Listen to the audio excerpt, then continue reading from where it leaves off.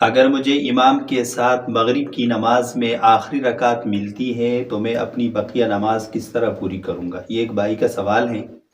اس کا جواب یہ ہے کہ اگر آپ کو امام کے ساتھ آخری رکعت مل جائے، آپ نے امام کے ساتھ صرف ایک رکعت پڑھ لی ہے، تو ایسی صورت میں نماز مکمل کرنے کا طریقہ یہ ہے کہ جب امام سلام پھیر دے تو آپ کھڑے ہو جائے، سبحانک اللہم ثنا، اعوذ باللہ، بسم اللہ، سورہ فاتحہ اور قرأت پڑھ لے۔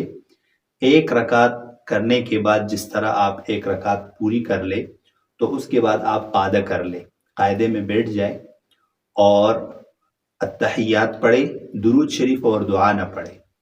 اس کے بعد آپ کھڑے ہو جائے، دوسری رکعت بسم اللہ سے شروع کرے، الحمدللہ پڑھے، سورہ فاتحہ اور قرأت پڑھے، دوسری رکعت مکمل کر کے پھر قاعدہ کر لے۔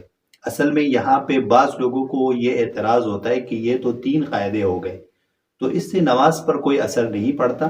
آپ نے ایک قاعدہ امام کے ساتھ کر لیا ہے تو ایک رکعت آپ نے امام کے ساتھ پڑھی ہے، اس کے بعد جب آپ نے دوسری رکعت پڑھ لی تو یہ آپ کے 2 رکعتیں ہو گئی، اور پھر آخری رکعت میں پھر آپ نے قاعدہ کرنا ہوگا۔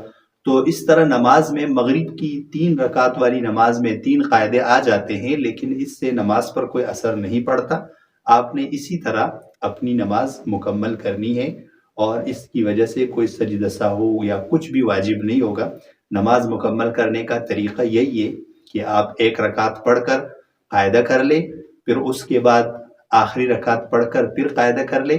پہلے قاعدے میں آپ نے درود شریف اور دعا نہیں پڑھنی، آخری قاعدے میں التحیات کے بعد آپ درود شریف اور دعا بھی پڑھ لیں۔